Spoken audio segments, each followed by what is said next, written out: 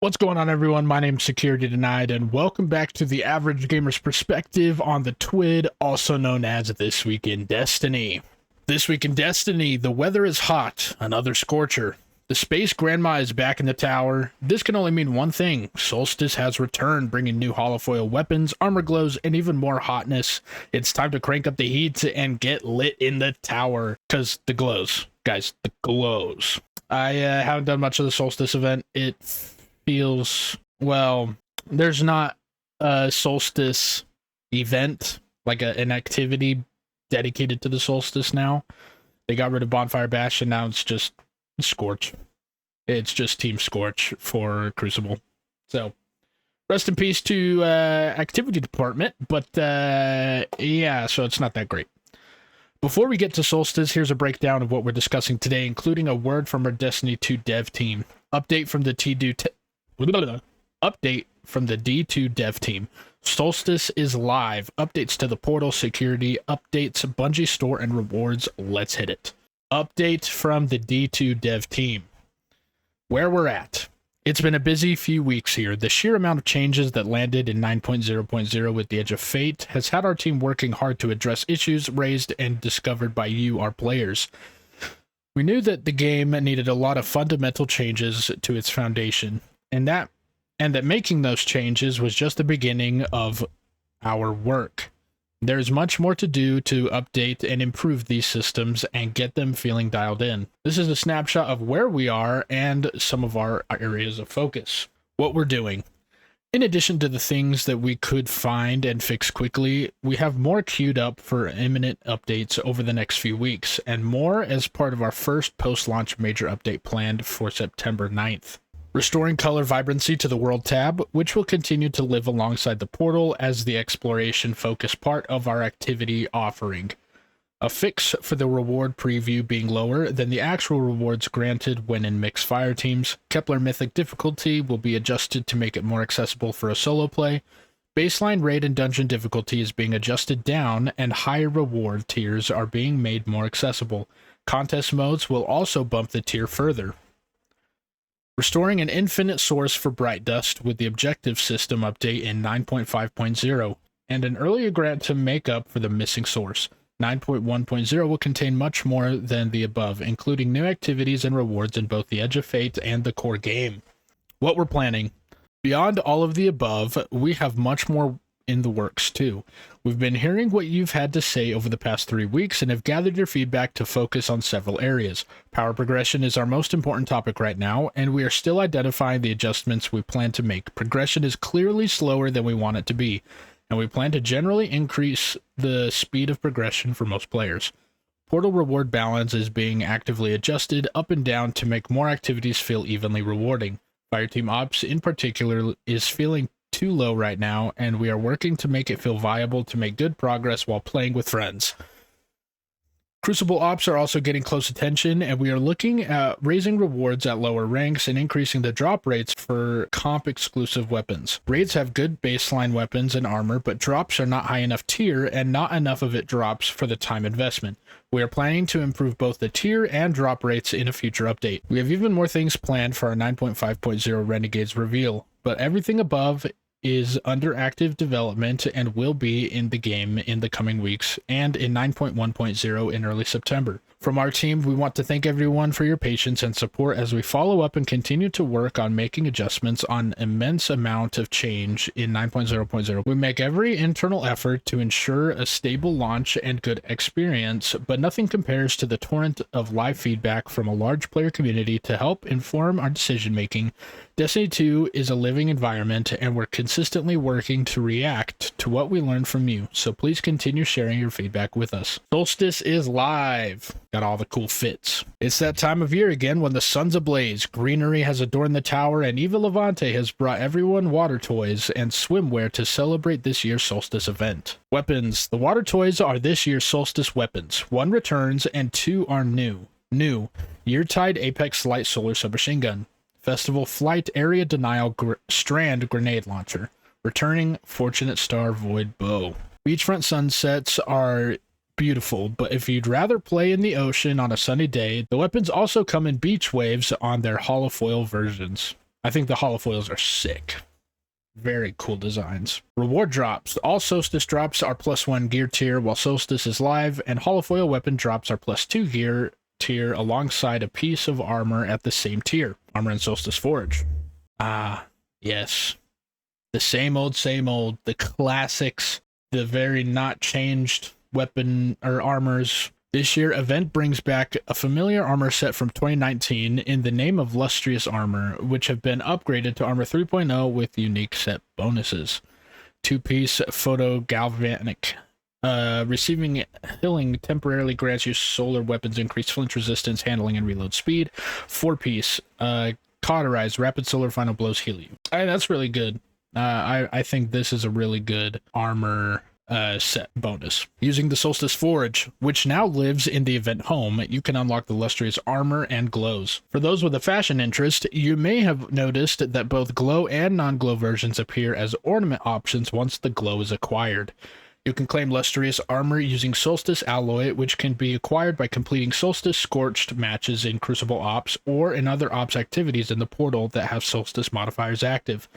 You can also select these when customizing the boon and event modifiers. Check out one of the modifiers in all its Sun Death Ray glory. More information about the modifiers can be found in last week's TWID. Speaking of armor, have you checked out the new Eververse sets yet? Whether you want to dress for the beach, surf in the ocean, or play in the pool, we have the right outfit for you. Event Home Rewards track. Nice.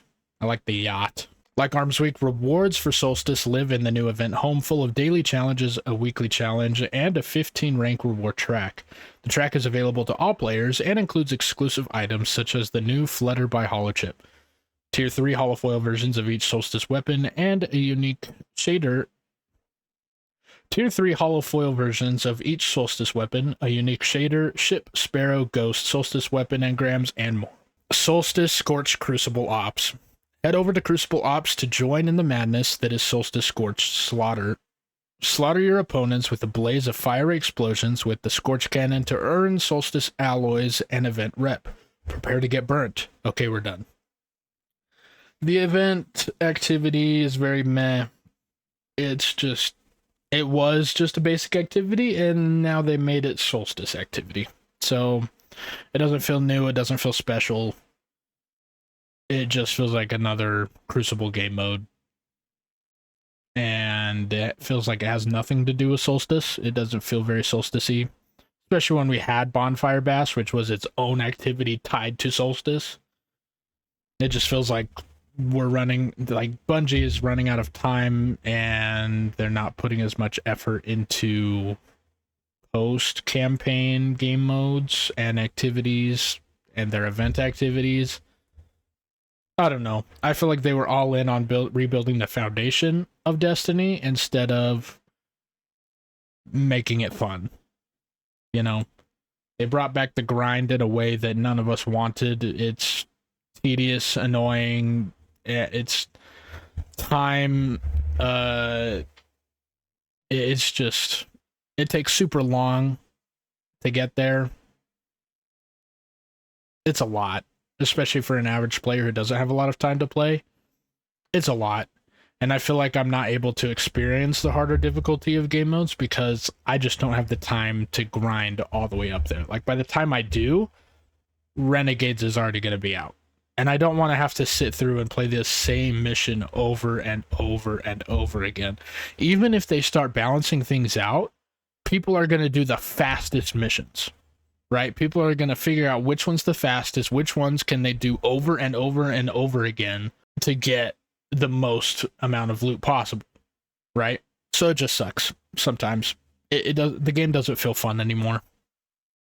It feels like a chore.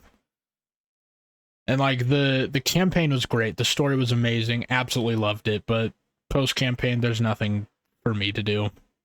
It's not fun anymore. The grind, it isn't worth it for me. Especially when you're just here to play the fun game and shoot aliens. It's lost its Destiny magic for me. Solstice event Twitch drop. To celebrate the Solstice summer event, a new Twitch drop is live for the Gracious Gloss emblem. Gift a sub to a participating Destiny 2 live stream between now and August 19th, 9:59 a.m. To earn the Gracious Gloss emblem. Look at that. It's a pretty sick emblem. Twitch.tv/security tonight if you want to come by whenever I'm streaming Destiny. And you can have a chance to get this once you gift a sub. So head over there if you have not already. All right, the Portal Fireteam Ops Match Made GM difficulty. You wanted it, you got it. This week we added Matchmade Grandmaster difficulty to Fireteam Ops. Be prepared, this isn't for the faint of heart and requires a solid build and teamwork.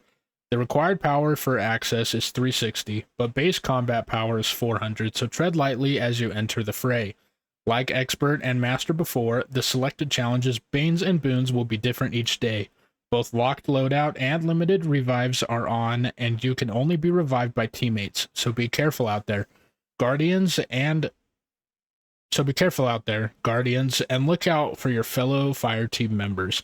Next week, the Portal will receive an update in the form of the Accelerator Score Multiplier, which slightly increases the challenge multiplier, making it easier to attain higher reward scores. Here's an updated calendar of what the season Reclamation will offer to all players. Week of August 5th to the 19th. This week, Solstice event, matchmaking opens for Grandmaster Fireteam Ops. Week of September 2nd, Heavy Metal event returns. September 9th, Ash and Iron major update. Dungeon content, more details to come. Alright, security update. Earlier this week, our product security team issued a ban wave to fireteams found to be cheating during the Desert Perpetual contest mode. Players who benefited from those cheating in their fire teams were also included. This is in addition to the many bans we have already issued during the race itself. In addition to this ban wave, we've also removed the associated post-game carnage reports from our API. Breaking our community code of conduct, including cheating during contest difficulty or other activities, is a bannable offense, and players benefiting from cheating can also be subject to punishment.